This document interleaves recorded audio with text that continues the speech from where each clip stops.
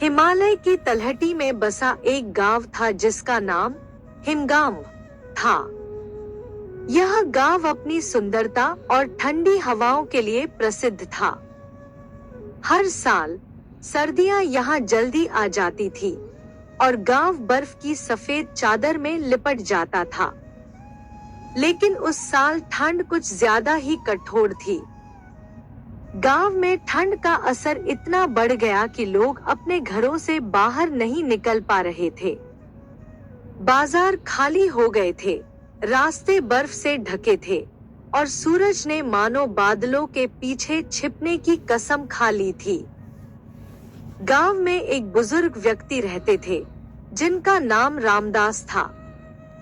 रामदास को गांव के लोग बहुत सम्मान देते थे क्योंकि उन्होंने अपने जीवन में कई संघर्षों का सामना किया था। एक शाम जब ठंड चरम पर थी, गांव के लोग रामदास के घर जमा हुए। सबने उनसे पूछा, बाबा, यह ठंड कब खत्म होगी? हमें डर लग रहा है कि अगर यही चलता रहा तो हम कैसे जीवित रहेंगे? रामदास ने मुस्कुराते हुए कहा, ठंड अपने साथ चुनौतियां जरूर लाती है, लेकिन यह हमें सिखाती भी बहुत कुछ है। चलो, मैं तुम्हें एक कहानी सुनाता हूँ। रामदास की कहानी। कई साल पहले इसी गांव में एक किसान रहता था जिसका नाम था मोहन। वह अपनी पत्नी, 2 बच्चों और अपने बूढ़े पिता के साथ रहता था। मोहन के पास कुछ जमीन थी जिस पर वह खेती करता था। सर्दियों में उसकी फसलें जम जाती थी और घर में खाने का सामान कम हो जाता था। सुनो, अगर ऐसा ही चलता रहा मेरी सारी फसल खराब हो जाएगी। इतनी ठंड को हम कैसे रोके और घर में भी कुछ खाने के लिए नहीं है। मैं तो बहुत परेशान हो गया। आप बिल्कुल फिक्र मत करो, आप बस दुआ करो, मैं आपके साथ हूँ। ये ठंड जरूर रुक जाएगी।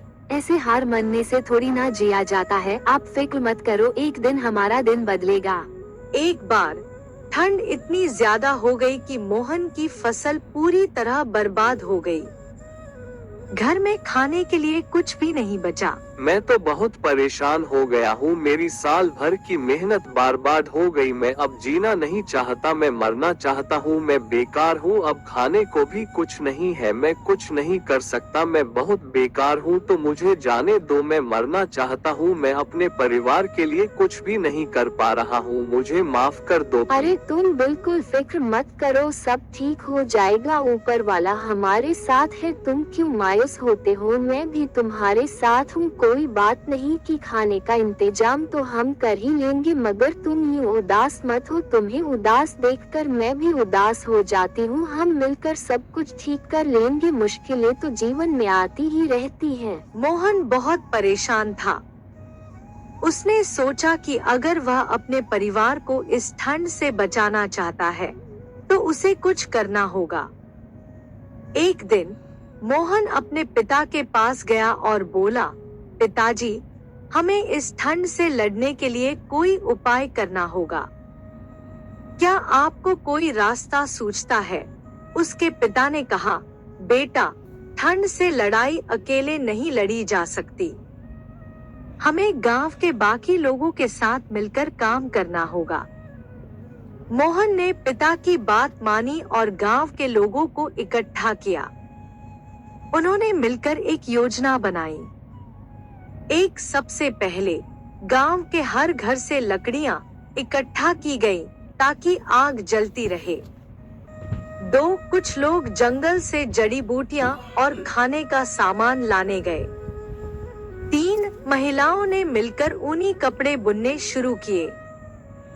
4 बच्चे और बुजुर्ग मिलकर कहानियां सुनाने और सुनने लगे, जिससे ठंड का डर थोड़ा कम हो। फिर वो खुशी खुशी घर चला गया। बच्चों, तुम्हें कहानी अच्छी लगी ना? इसलिए कहते हैं कि मिलकर काम करने से हर मुश्किल आसान हो जाती है। हमें कभी भी हार नहीं माननी चाहिए, हमेशा हिम्मत से काम लेना चाहिए। हाँ दादाजी, हम हमेशा हार नहीं मानेंगे।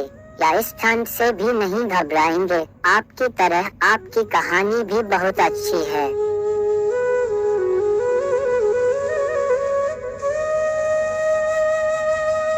धीरे धीरे गांव ने ठंड का सामना करने के लिए एकजुट होकर काम किया।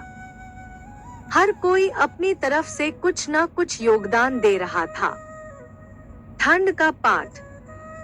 रामदास ने कहानी खत्म करते हुए कहा, मोहन और उसके गांव वालों ने ठंड को हराया क्योंकि उन्होंने मिलकर काम किया।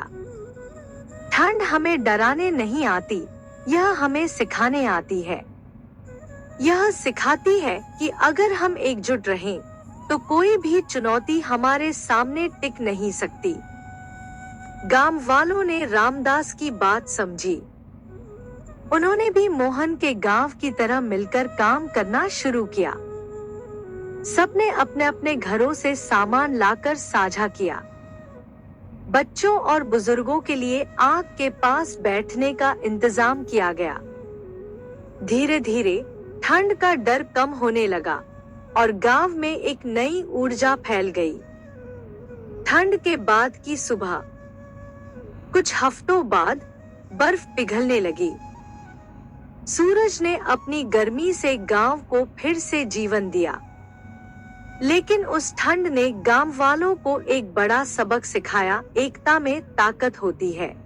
अरे लगता है अब ठंड कम हो गई है, ये तो बहुत अच्छी बात है। अब मेरी फसल अच्छी हो जाएगी। अब मैं बहुत खुश हूँ, गर्मी अब से आने वाली है। अब सब ठीक हो जाएगा, ये बहुत अच्छी बात है। तुम इस बारे में क्या सोचते हो भाई?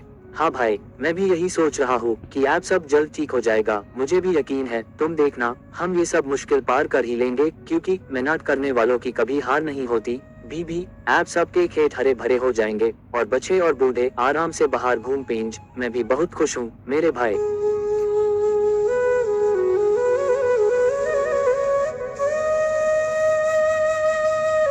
शुक्रिया दादाजी, आपने हमें बहुत अच्छी बातें बताए। आपके बिना हम इस ठंड से लड़ नहीं पाते। आपका बहुत शुक्रिया दादाजी। देखो आप सबके खेत हरे भरे हैं और मेरा बच्चा बीमार था ठंड से, अब वो भी बिल्कुल ठीक हो गया। आप सब ने इस ठंड का सामना कर हाय लिया। दादाजी, मेरी तरफ से भी शुक्रिया। आप मेरी एक छोटी बेटी है।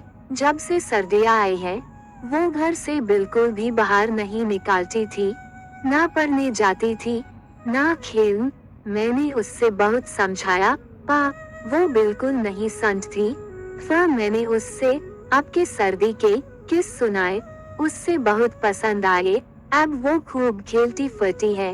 मैं इसलिए बहुत खुश हूँ। मेरी तरफ से भी आपको शुक्रिया।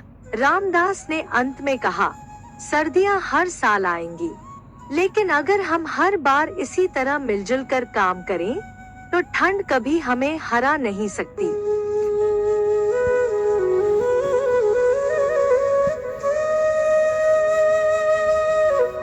गोला खा लो, ठंडा ठंडा गोला, जल्दी खा लो वरना खत्म हो जाएगा। मैडम, अपने बच्चों को गोला खिला दो, खा लो सब गोला, ठंडा ठंडा गोला। भैया, मेरे बच्चों को तू गोला दे दो, जल्दी देना थोड़ा, हमें कहीं जाना है। भैया, गोला तू बहुत अच्छा लग रहा है। रामदास की बात लोगों की दिल में घर कर गई। अब वह ठंड से बिल्कुल भी नहीं घबराते, बल्कि उसका मिलकर सामना करते हैं। ठंड उनको बहुत कुछ सिखा कर गई। अब वह सब इस गांव में खुशी खुशी रहने लगे और एक दूसरे की ज्यादा मदद करने लगे। यह कहानी उनकी हम बहुत कुछ सिखाती है। कभी इन लोगों ने कभी भी हार नहीं मानी और फिर ये लोग दूसरों की मदद करने लगे। जिनके घर ठंड की वजह से बर्बाद हो गए थे, सबने मिलके मरम्मत करी। एक दूसरे का घर ठीक करने में या टूटी छतें वापस ठीक हो गई, उजड़े खेत वापस हरे भरे हो गई। रामदास भी ये